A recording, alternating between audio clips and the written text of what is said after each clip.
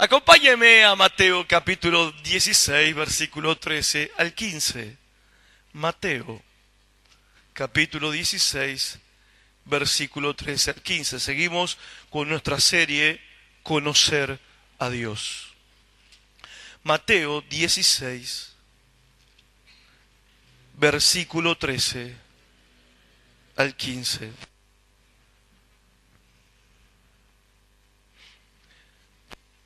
Dice la palabra del Señor: Viniendo Jesús a la región de Cesarea de Filipo, preguntó a sus discípulos diciendo: ¿Quién dicen los hombres que es el Hijo del Hombre? O sea, ¿qué dice la gente de mí? ¿Qué cree la gente de quién soy yo? Ellos dijeron que la gente decía, unos dicen Juan el Bautista, otros dicen que eres Elías y otros Jeremías o alguno de los profetas. Él les dijo: ¿y ustedes? ¿Quién decís que soy yo? ¿Y ustedes? ¿Qué creen acerca de quién soy yo? ¿Quién soy yo para vos? ¿Ustedes qué dicen? La gente dice eso. La gente opina de mí y obviamente la gente opina equivocadamente porque no me conocen. ¿Ustedes qué dicen de mí? ¿Quién soy yo? ¿Quién creen que soy yo? ¿Alguna vez te preguntaste de qué depende todo en tu vida?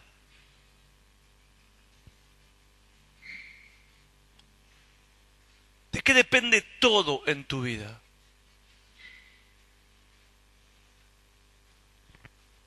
¿De qué depende tu presente? ¿De qué depende tu futuro? ¿Te lo preguntaste alguna vez? Es una buena pregunta para poder también, obviamente, si conocemos la respuesta a esa pregunta. Y creo que todos los que estamos acá deberíamos estar muy interesados en saber de qué depende mi presente. Es más, me encantaría saber de qué depende mi futuro. Claro que me gustaría saber. Claro que me interesa saber de qué depende mi vida presente y mi vida futura. Bueno, no es muy difícil saberlo. Es fácil.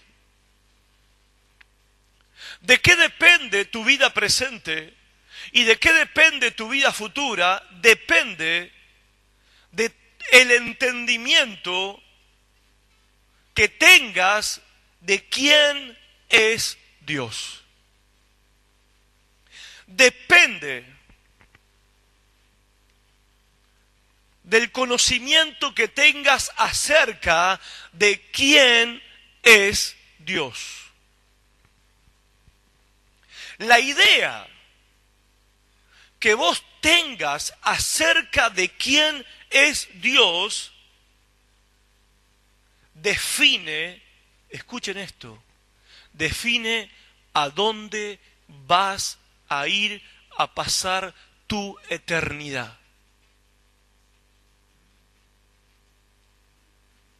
Tu eternidad no depende de otra cosa que no sea de lo que vos creés, de lo que vos pensás acerca de quién es Dios. Tu idea de Dios es la que define a dónde vas a ir a pasar tu eternidad. Y no solo eso, aunque eso es lo más importante, obviamente. Pero tu calidad de vida, escuchen, tu calidad de vida en este mundo depende también de eso. Depende del concepto que vos tengas de quién es Dios. Dependes de la idea que tengas acerca de quién es Dios. Tu calidad de vida, cómo vas a vivir en este mundo. ¿Cómo vas a enfrentar la vida en este mundo? ¿Cómo vas a enfrentar las alegrías y las tristezas de este mundo? Las victorias y las pruebas y las derrotas en este mundo. El dolor, la tristeza, la angustia y la felicidad en este mundo. Bueno, todo eso depende del concepto que tengas en tu vida de quién es Dios. Por eso esta es una de las preguntas más importantes que jamás se haya hecho. Y es entendible. Y porque es una de las preguntas más importantes, eso explica por qué el Señor Jesucristo le hizo esta pregunta a sus 12 discípulos. ¿Por qué le hizo la pregunta no solamente de lo que la gente pensaba acerca de quién era Él? También a ellos le preguntó acerca de lo que ellos pensaban acerca de Él. Porque ellos iban a llevar sobre sus hombros la responsabilidad de decirle al mundo entero la verdad acerca de Dios. No solamente acerca de Dios, ellos iban a ser los responsables de ir y decirle al mundo entero la verdad acerca de la vida y la muerte, del cielo y el infierno, la salvación o la perdición, el Dios y Satanás. El Salvador Jesucristo, ellos eran los responsables de ir al mundo y poner al mundo patas para arriba, diciéndole al mundo que todo lo que ellos habían creído y pensado acerca de todas estas cosas está mal, están errados, están equivocados. Ellos eran los responsables, iban a ser los portadores de la verdad. Y si ellos iban a cumplir esa misión, ellos eran los primeros que tenían que saber quién era Jesús. Eran los primeros.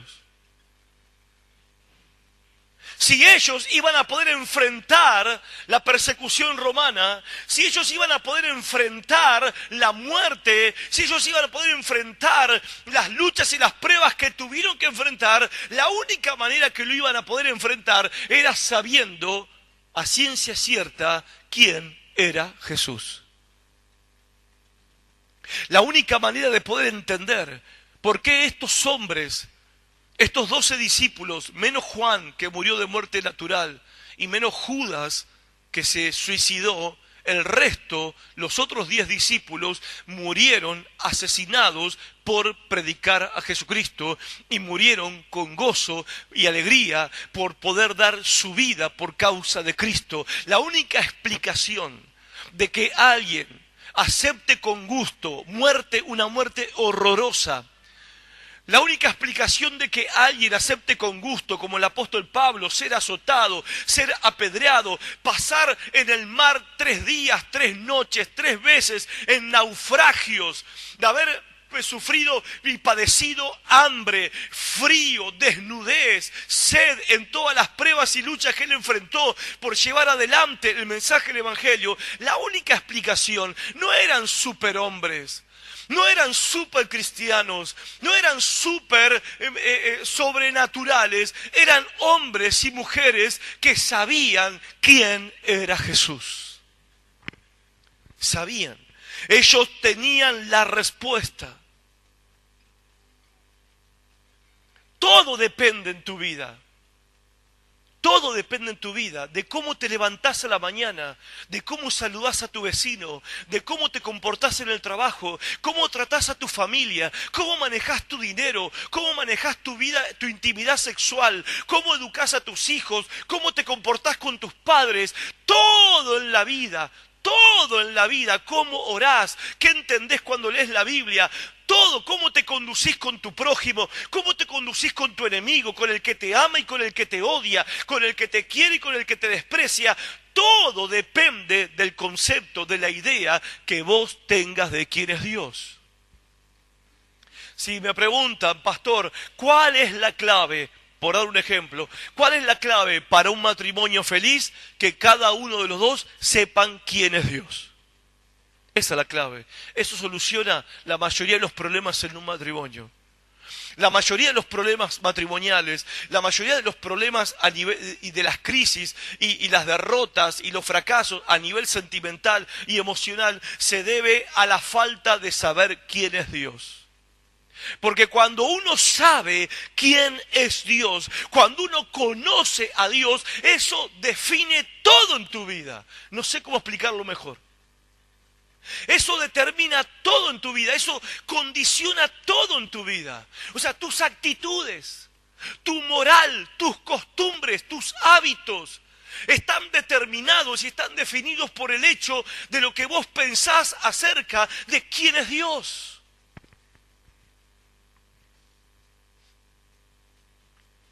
Y en otro plano, para dar un ejemplo, uno puede predecir el futuro de un país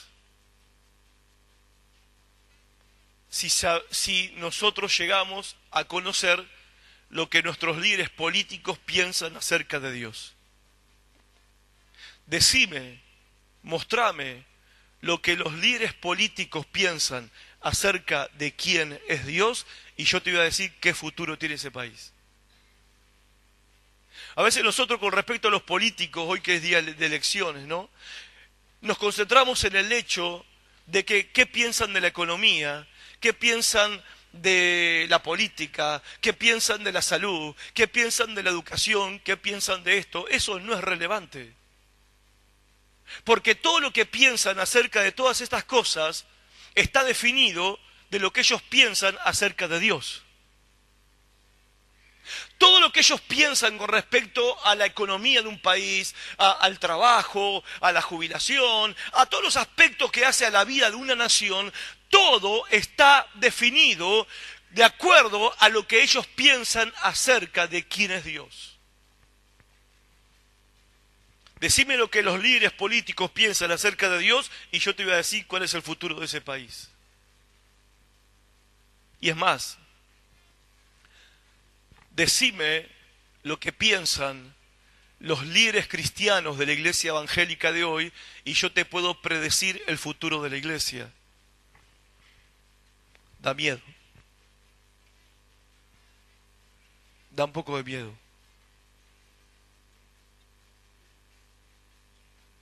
Cuando te pones a escuchar lo que los grandes líderes, grandes entre comillas, líderes cristianos de la iglesia, porque lo que dicen, enseñan, predican, refleja lo que ellos piensan de quién es Dios, ¿sí o no?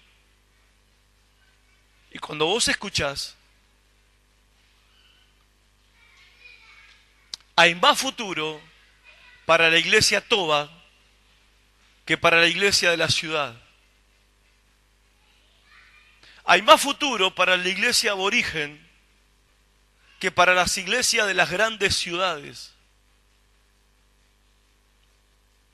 Porque oír el pensamiento, la idea, el concepto que hoy se tiene de Dios, eso define la clase de iglesia que vamos a tener mañana. ¿Por qué? Porque ninguna iglesia puede estar por encima de su concepto que tiene acerca de quién es Dios. Ningún cristiano puede ir más alto de la idea que tiene en sí mismo de quién es Dios. Si nuestro concepto, nuestra idea acerca de quién es Dios es pobre, o es errada, o es equivocada, nuestra práctica cristiana será pobre, errada y equivocada. ¿Cuántos me están entendiendo? Conceptos equivocados, resultados equivocados. No se puede tener resultados correctos con conceptos equivocados, con conceptos erróneos. Y si hay un concepto que es el más importante que el cristiano y la iglesia actual tiene que tener, o mejor dicho, tiene que recuperar, es el concepto de quién es el Dios de la Biblia. ¿Quién es Dios? Por eso Jesús le dijo a sus discípulos, ¿ustedes qué dicen? ¿Quién soy yo? ¿Quién soy yo? No había pregunta más importante que esa. Hermanos, cuando el apóstol Pedro le responde al Señor y le dice, tú eres el Cristo, el Hijo del Dios viviente, el Señor Jesucristo le respondió y le dijo, bienaventurado eres Pedro, porque esto no te lo reveló nadie, no te lo enseñó ningún maestro, no te lo enseñó ningún predicador, este conocimiento te lo reveló mi Padre. Y también te digo, Pedro, que sobre esta roca voy a edificar mi iglesia. ¿Qué significa que sobre esta roca voy a edificar mi iglesia? Que de acuerdo al concepto que la iglesia tiene acerca de Dios, la iglesia se levanta o la iglesia se cae. ¿Por qué? Porque ese concepto, ese conocimiento, esa idea de quién es Dios es el fundamento. ¿Saben? La iglesia puede tener credo, puede tener un credo y de hecho nosotros lo tenemos. Podemos tener doctrinas fundamentales, de hecho nosotros las tenemos, nuestras doctrinas fundamentales. Tenemos nuestros conceptos teológicos bien en claro, pero lo que prevalece en nuestra vida cotidiana no es lo que dice el papel, no es lo que dice el credo apostólico de la iglesia evangélica, no es lo que dicen nuestros conceptos teológicos ni nuestras doctrinas básicas. Lo que prevalece en la vida cotidiana es lo que yo en lo profundo de mi corazón pienso acerca de Dios. ¿Se acuerdan del domingo pasado? Les hablaba de los discípulos en la tormenta, en medio del mar embravecido, mientras Jesús dormía en el barco. Dice, ellos teniendo a Jesucristo, el Hijo de Dios, en el barco, ellos se desesperaron porque ellos pensaban que se hundían y se morían. Pensaban que se morían, entonces gritaban desesperados. O sea, lo que uno piensa determina lo que uno hace, lo que uno vive, su conducta, sus actitudes. Hasta que fueron a despertarlo el Señor, a decirle, Señor, nos estamos muriendo, vamos desesperados. No puedo imitarlo porque no me imagino cómo habrá sido la situación. Pero lo despertaron, lo sacudieron, lo despertaron hasta que el Señor se levantó y en medio del barco, en la punta del barco, que no sé si la popa o la prueba, no me acuerdo, la prueba debe ser, le ordenó al viento y a la tormenta que se calmen, que se calle y el viento y la tormenta se calmaron al instante. Y en ese momento ellos tuvieron más miedo de Jesús que de la tormenta. Porque se dieron cuenta que estaban en la presencia de Dios. Ahí en ese momento ellos conocieron a Dios. Y cuando conocieron a Dios, lo temieron. Dice que se asombraron y temieron. Y decían, ¿quién es este? Que los vientos le obedecen, que las tormentas le obedecen. ¿Quién es este? Y no gritaron de gozo, tuvieron temor, tuvieron miedo. Y está bien que lo hayan tenido porque no estaban ante cualquier predicador, no estaban ante cualquier profeta, estaban ante el Dios hecho hombre. Y cuando cayeron en la cuenta de quién era Él, eso hizo que su actitud hacia Cristo cambiara de manera radical. ¿Quién es Dios? ¿Cómo es Dios? ¿Qué es Dios? No hay nada más importante que esto, para bien o para mal. No hay. No hay nada más importante que conocer la verdad acerca de quién es Dios, de cómo es Dios, qué clase de Dios es Él. Yo, sin ser profeta, podría pronosticar el futuro de una persona al escuchar lo que esa persona piensa acerca de Dios. Con solo escuchar lo que una persona piensa acerca de Dios, se puede pronosticar cuál va a ser el futuro espiritual de esa persona. Porque lo que uno piensa, lo que uno cree acerca de Dios, determina tu futuro eterno y tu calidad de vida presente. ¿Cuánto me están entendiendo? Y saben, no es una novedad que la causa de los grandes males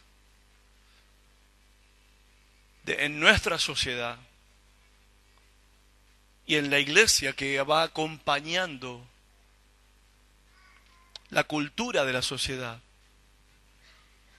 La causa de los males con los que nos enfrentamos cotidianamente, con los que lidiamos cotidianamente, semana tras semana, en nuestras propias vidas, es porque se ha abandonado, se ha perdido, mejor dicho, o abandonado también, un alto concepto de quién es Dios.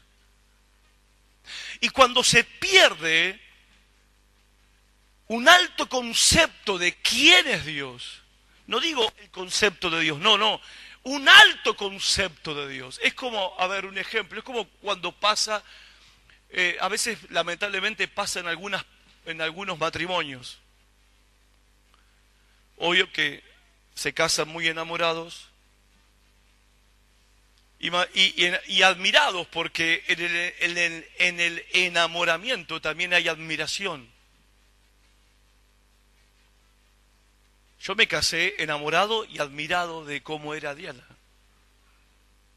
Había admiración, había una admiración, lo cual me llevaba a respetarla. Y así sucede en las relaciones matrimoniales, ¿no? Así por lo menos comienza. Y uno de los grandes problemas de las crisis matrimoniales es cuando uno de los dos pierde la admiración del otro. Cuando dejamos de admirar al otro. Lo amamos, sí, pero bueno, ya lo conozco a este. Ya lo conozco. Le conozco las mañas. A este ya lo conozco. Ya sé quién es.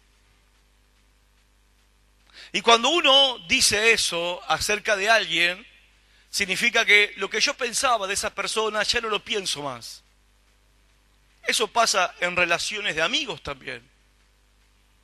Pasa en relaciones laborales, comenzás un nuevo trabajo y el patrón te parece re macanudo, el patrón te parece un tipo re bien honesto, hasta que al poco tiempo resulta que el tipo no era lo que parecía. Y ni hablar de lo que el patrón piensa de vos. Que dijo, este va a andar bien, este va a andar bien, este va a andar bien. Una vez escuché en un trabajo que yo estaba, de una denominación, que el jefe decía, al final siempre se cumple el refrán, nunca contrate a otro creyente para trabajar porque es para problemas. Al principio va re bien, coba nueva que va re bien, y después al final no sabe cómo sacártelo de encima porque llega tarde, no cumple, dice que se quedó orando con los ojos cerrados en el tren. Y el que era un gran candidato a buen trabajador, el patrón no sabe cómo sacárselo de encima. ¿Por qué? Porque se perdió esa admiración. Lo mismo nos ocurre con Dios. Sin ir más lejos, te acordarás tu experiencia en el momento de tu conversión. Te acordarás de tu experiencia en el momento de haber nacido de nuevo, cómo Dios era todo en tu vida. Cómo estabas maravillado con cada cosa. Recién convertido, hasta la lluvia que caía, un día que llovía, como cualquier día que había llovido antes, esa lluvia era motivo de admiración y asombro, porque era Dios el que mandaba la lluvia. O levantarte a la mañana y ver una flor que está floreciendo en primavera, o ver las gotas de rocío, y cada detalle de la naturaleza, una noche estrellada, y ahora tenés nuevos ojos, porque Dios te dio un nuevo corazón, y tenés una nueva mirada de la vida, una nueva mirada de todo.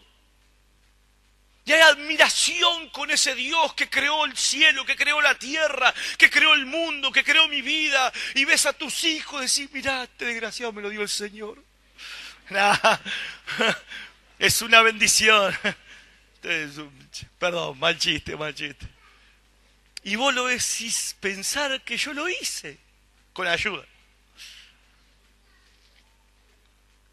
Y te admirás. Un bebé y te admirás. Y pasa el tiempo, pasan los años. Cómo llueve, che, cómo llueve. Uy, qué calor, qué calor.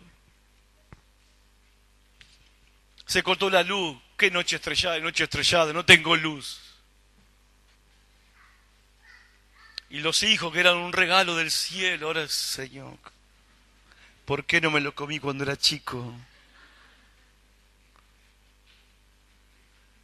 La gotita de rocío que antes decía, ¡guau! ¡Qué humedad terrible! La humedad me rompe la espalda. Y perdemos, y hemos perdido la admiración. Hemos perdido ese alto concepto de quién es Dios. Y con la pérdida de la admiración se pierde el respeto. Es como cuando los hijos, que los padres son el papá, el héroe, hasta que van creciendo los pibes y empiezan, y esto no me cierra esto. Y al final el héroe se termina convirtiendo en el villano. Y antes era el placer de ese hijo obedecer en todo a su padre, y ahora ese hijo, esa hija cuestiona todo lo que dice su padre, y los padres, nosotros modernos decimos, la adolescencia no es la adolescencia, hermanos. No nos engañemos, no es la adolescencia. La pérdida de respeto de los hijos hacia los padres no es por la adolescencia, es porque los hijos dejaron de admirar a sus padres, y habrá motivo para que los hijos hayan dejado de admirar a sus padres. Ayer era tu héroe, tu mamá era tu heroína, y ahora ya no lo es. Lo mismo que nos pasa, hermanos, en las relaciones familiares como las que estoy describiendo, o en las relaciones laborales, lo mismo nos pasa en nuestra relación con Dios. Entonces empezamos a perderle respeto al Señor, empezamos a dejar de tener temor reverente del Señor. No nos importa si le fallamos o no, no nos importa si pecamos o no, no nos importa si somos diligentes o no en obedecer su palabra, no nos importa si esto cumplimos pero esto no lo cumplimos, porque esto lo cumplimos y bueno, el Señor sabrá comprender por qué esto yo no lo cumplo, porque esto sí lo estoy cumpliendo. Y empezamos a distorsionar la imagen que teníamos o la idea que teníamos de quién era Dios. Antes no te metías un sándwich en la boca sin hacer una oración. No importa si era en la parada del colectivo, adentro del colectivo, si era en el subte, si era en la calle, en tu casa. No te metías nada en la boca sin decir, gracias Señor Padre, por esta pan, este pan, gloria, aleluya. Y te lo comías. No. Ahora oremos, cortito, cortito. Ora cortito. Y si alguien no era cortito, a este lo contratamos. No podemos ser tan irrespetuosos. Tan irrespetuosos y tomarnos en broma cosas que son serias. Pero esto, la pérdida del temor a Dios, la pérdida del respeto a Dios, es porque hemos perdido el alto concepto de quién es Dios. Y saben, cuando uno pierde el alto concepto de quién es Dios, también una de las áreas que es afectada y que es golpeada en la iglesia es la adoración. Es la adoración. Nosotros hoy, para compensar nuestra falta de conocimiento quién es Dios, hemos reinterpretado la adoración como si la adoración fuera un estilo musical. Entonces decimos, bueno, ahora viene la alabanza y después viene la adoración. La alabanza son las rápidas. y la adoración, las lentas. Entonces, si nosotros hacemos la rápida y después hacemos la lenta, nos vamos a casa pensando que alabamos y adoramos a Dios. No se puede alabar a Dios y no se puede adorar a Dios si uno no conoce a Dios. No se puede adorar lo que no se conoce. Dios fue y le habló, Pablo le habló a los atenienses.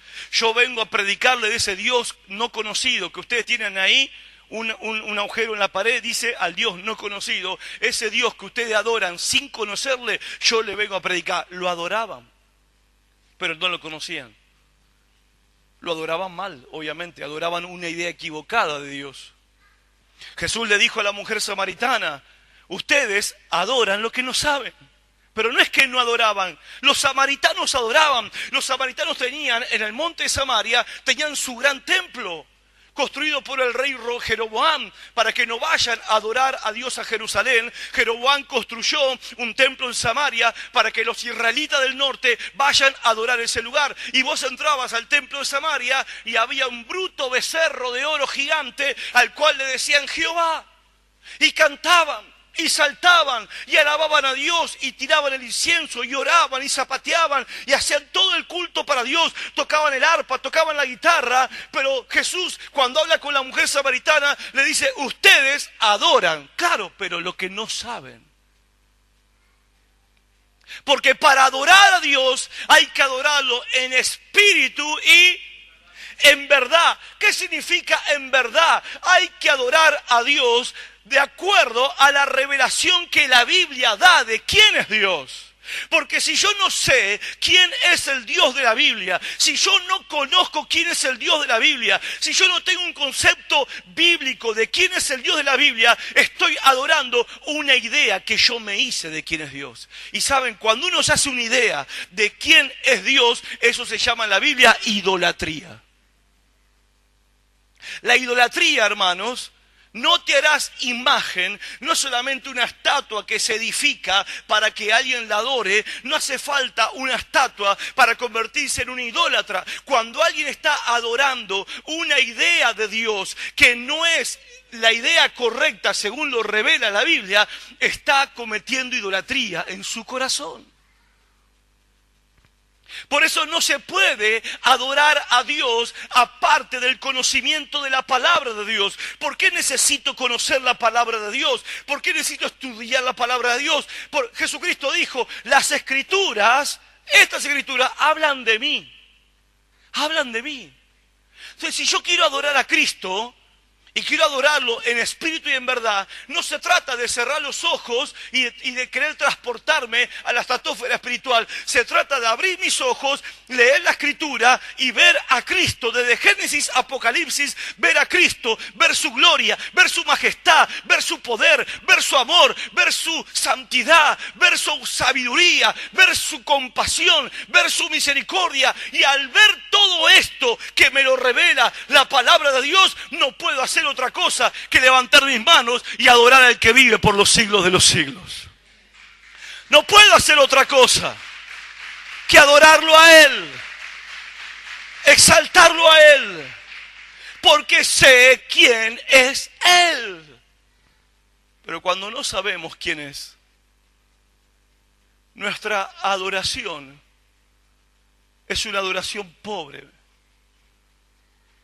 Es una adoración que no honra a Dios.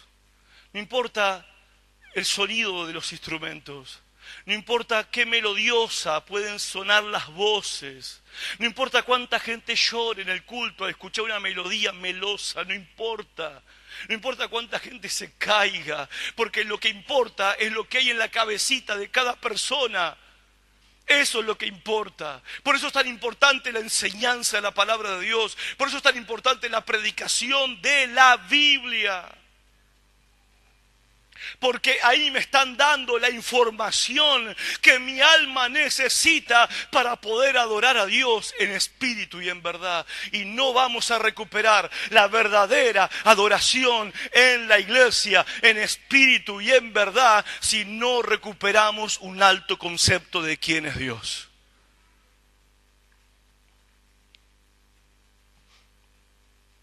Nos cuesta reconocer hoy en día un montón la presencia de Dios. La pregunta, cuando pasan cosas, ¿es de Dios o no es de Dios? ¿Es de Dios o no es de Dios? Usted, pastor, ¿qué dice? ¿Es de Dios o no es de Dios? ¿Por qué tenemos tanta dificultad para reconocer la presencia de Dios cuando se manifiesta, cuando se mueve, cuando está obrando? ¿Por qué nos cuesta reconocer cuando algo es de Dios o cuando algo no es de Dios? Porque hemos perdido el concepto alto de quién es Dios. Cuando sabemos quién es Él, sabemos que Él no puede contradecirse nunca a sí mismo. Y ninguna obra que venga de parte de Él puede contradecir lo que Él hizo escribir en este libro.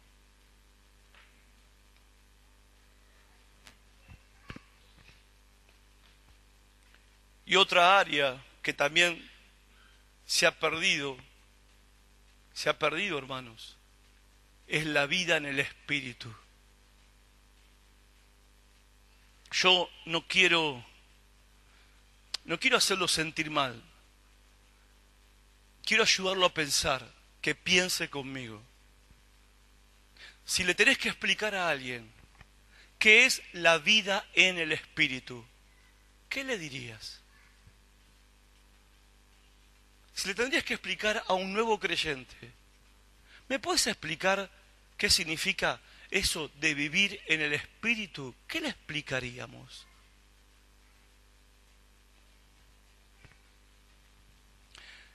Y obvio, si no sabemos lo que es vivir en el Espíritu, ¿cómo vamos a vivir en el Espíritu?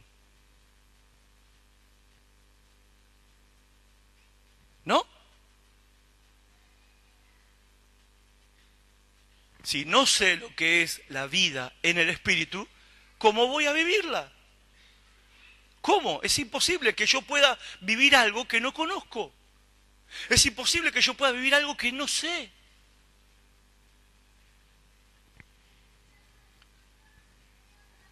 Y la iglesia, hermanos, la iglesia, los creyentes vivimos, aun cuando, escuchen, aun cuando estamos sirviendo a Dios, no lo hacemos en el Espíritu. Porque no toda actividad es espiritual. No toda actividad que nosotros hagamos es nacida del Espíritu, es surgida por iniciativa del Espíritu. A veces pensamos que todo lo que hacemos es aceptable a Dios. Y no es así, hermanos. La única cosa que es aceptable a Dios es la que se hace en el Espíritu de Dios. Lo que surge de nuestras intenciones humanas no sirve. Lo que surge de nuestra creatividad humana no sirve. Lo que surge de nuestros talentos y capacidades humanas no sirven a menos que todo eso esté siendo impulsado por el Espíritu Santo en nuestras vidas.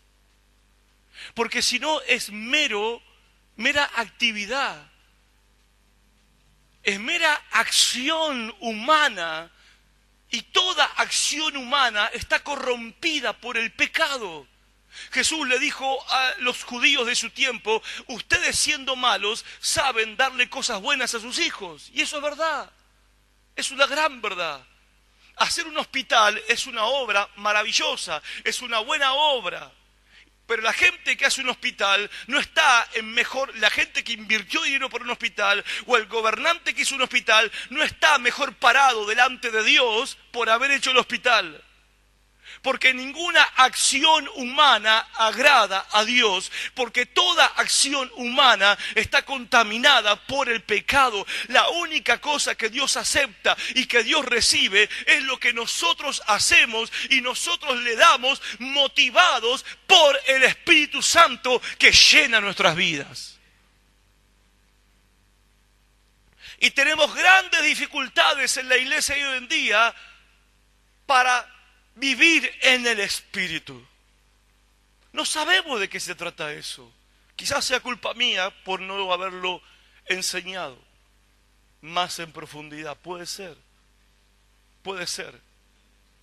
Pero sé también esto, que la única manera de recuperar, que el creyente pueda recuperar la majestuosidad, por decirlo de alguna manera, la belleza, la gracia de vivir en el Espíritu, es que recuperemos un alto concepto de quién es Dios, porque Dios es Espíritu.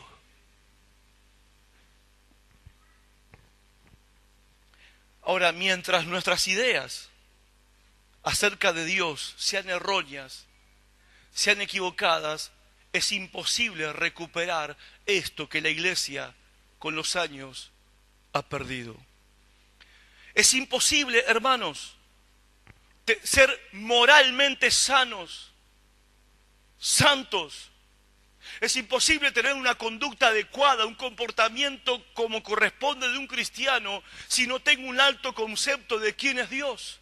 Porque un alto concepto de quién es Dios me lleva a respetar a Dios, a temer a Dios con respeto. Y ese temor que infunde a mi vida el conocimiento de quién es Dios, hace que yo trate de evitar, por la gracia de Dios y por todos los medios, el pecar contra Dios. Dijo el salmista en el Salmo 119, tu palabra he guardado en mi corazón para no pecar contra ti. No se puede vencer el pecado diciendo no quiero pecar, no quiero pecar, no quiero pecar, no voy a pecar, hoy no voy a pecar, hoy no voy a pecar, hoy no voy a pecar. No. El camino para vivir libre del pecado, el camino para vencer el pecado, dijo el salmista David, tu palabra yo la guardé en mi corazón para no pecar contra ti. ¿Con qué limpiará el joven su camino? ¿Con qué limpiará el joven su camino? Con guardar tu palabra. No es por intención humana, no es por determinarme. Es la palabra viviendo en mi corazón. Y la única manera de que la iglesia, el creyente, que somos nosotros la iglesia, recuperemos el verdadero poder espiritual, donde aunque no hay ruido, hay nueces. La única manera de recuperar ese poder espiritual es que la iglesia vuelva a tener un alto concepto de quién es Dios. ¿Saben? Uno de los 10 mandamientos dice, no robarás, ¿sí o no? Bueno, el cristianismo moderno le ha robado a Dios parte de su gloria. Le hemos robado parte de su santidad. Le hemos robado parte de su majestad, parte de su belleza, de su hermosura, de su omnipotencia.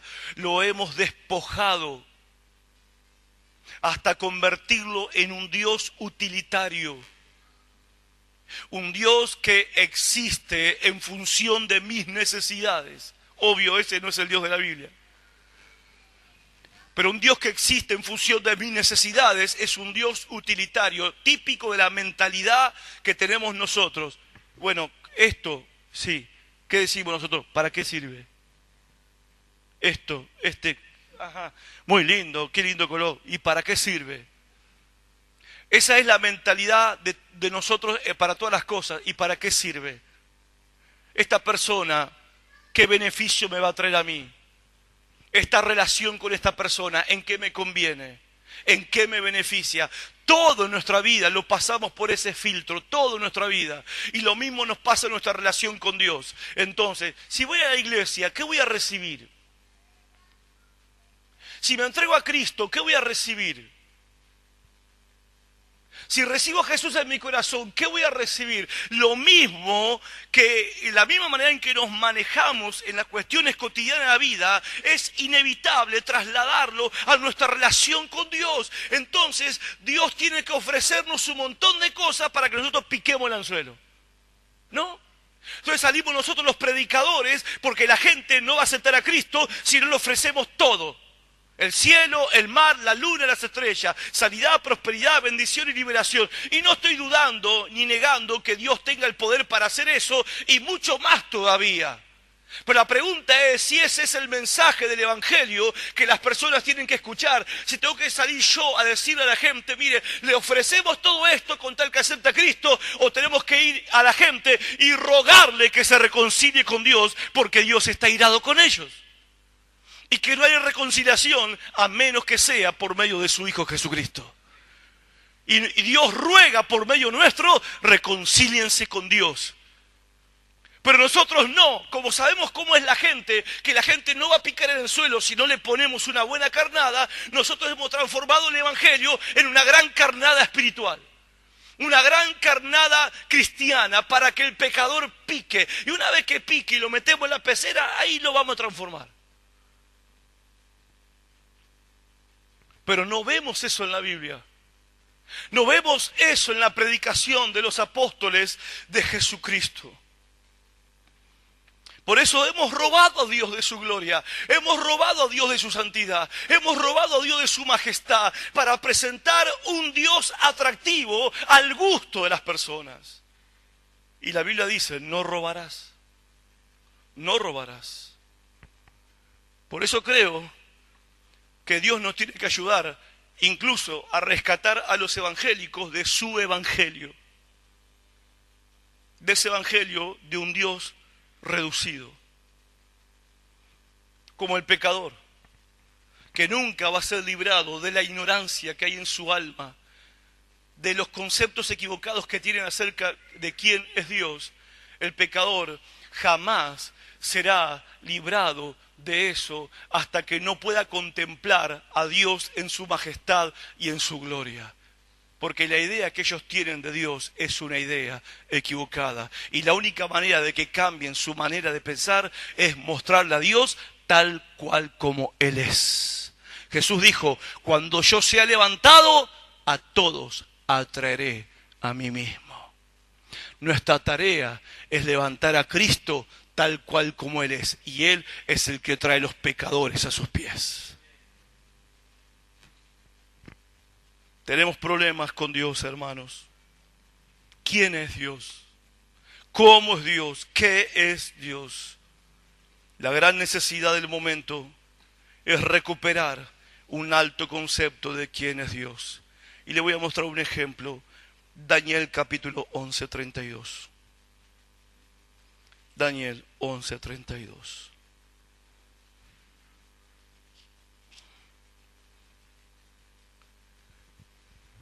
Y es responsabilidad de la iglesia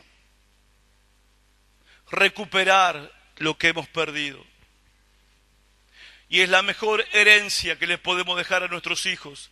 El mayor bien que le podemos hacer a nuestros jóvenes y adolescentes, el mayor bien que le podemos hacer a la iglesia, a la próxima generación, es dejarle a ellos un alto concepto de quién es Dios. Porque si no va a pasar como en Josué capítulo 2. Que la generación que vino después de Josué no conocían a Dios, dice la Biblia, no conocían al Dios de sus padres y se habían olvidado de la obra que Él había hecho. Daniel 11, 32, 33.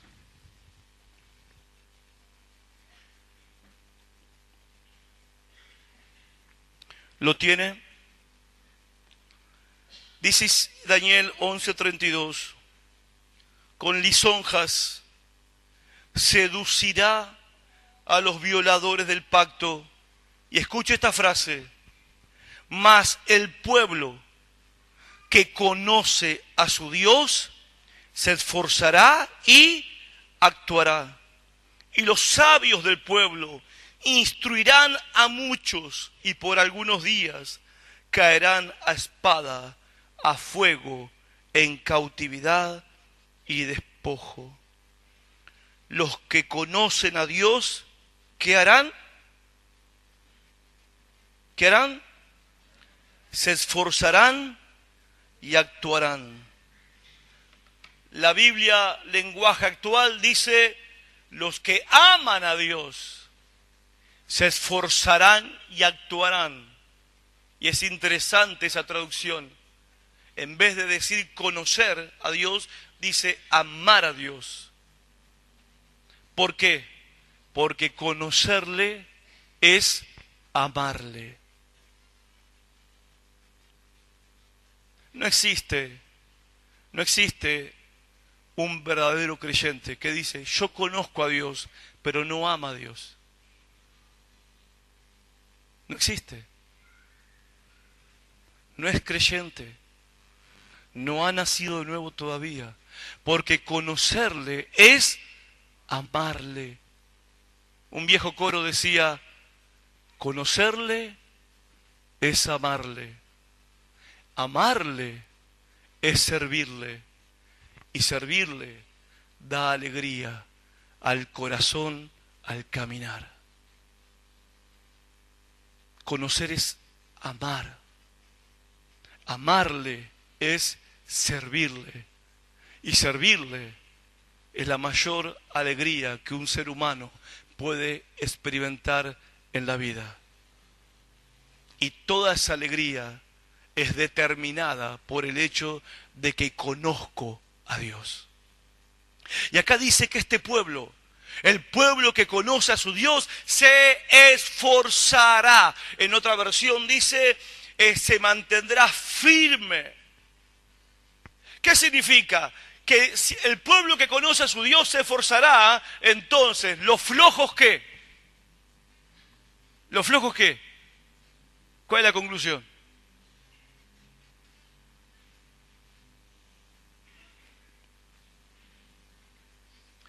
El que conoce a su Dios se esfuerza, se mantiene ¿qué? Firme.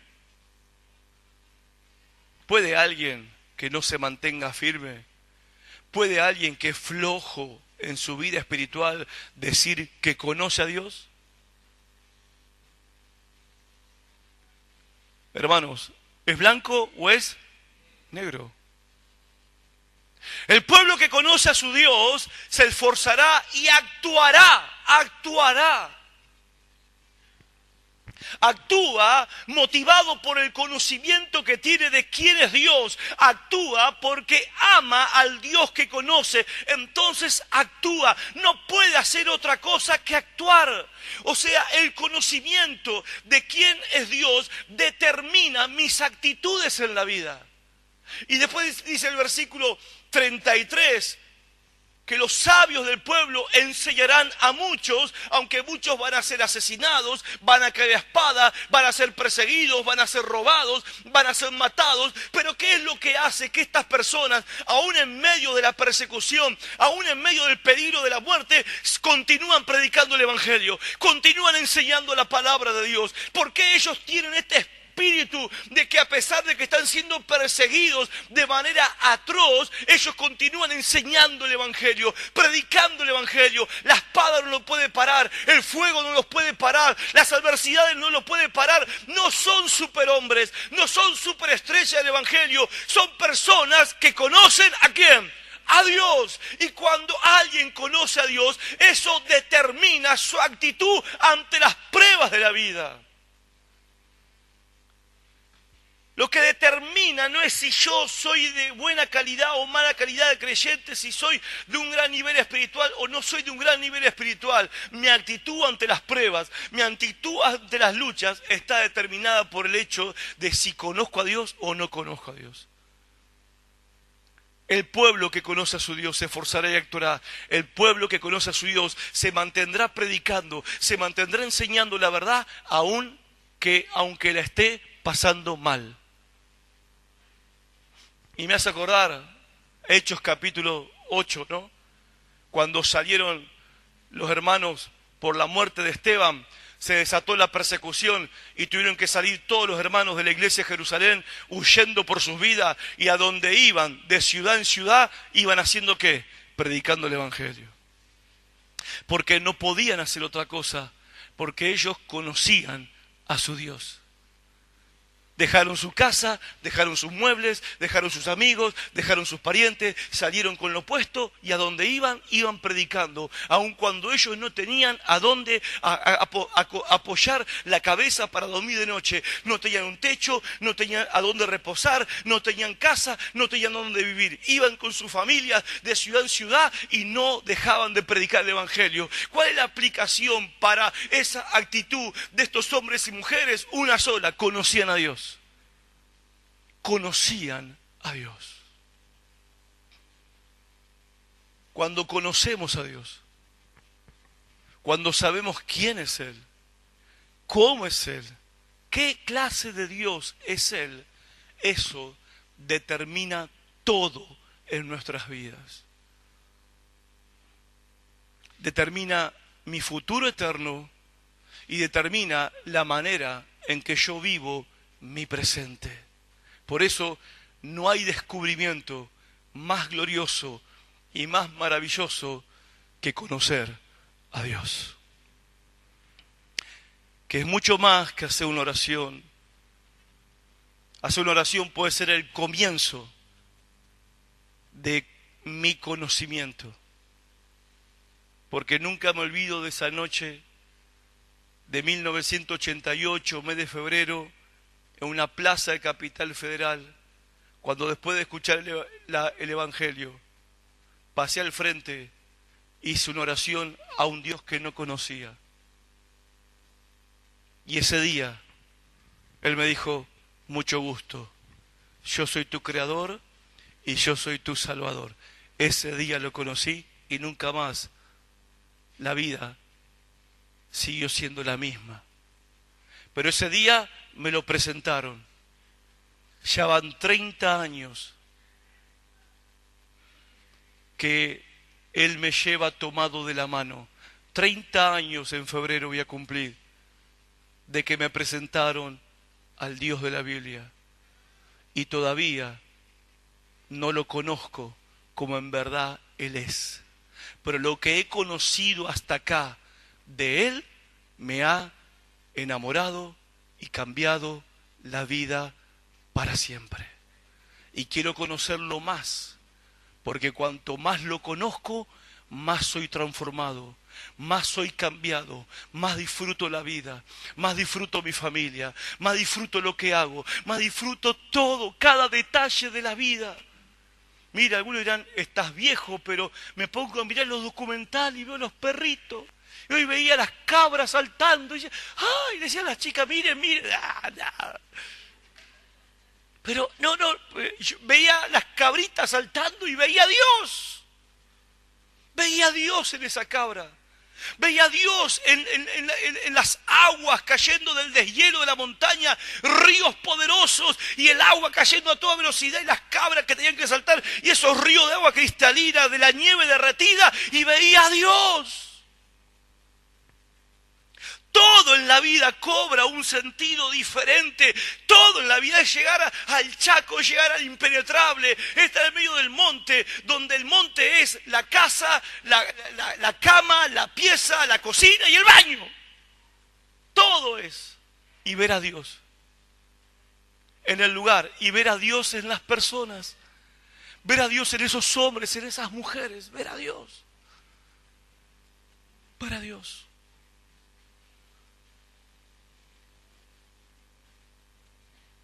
Y esa experiencia,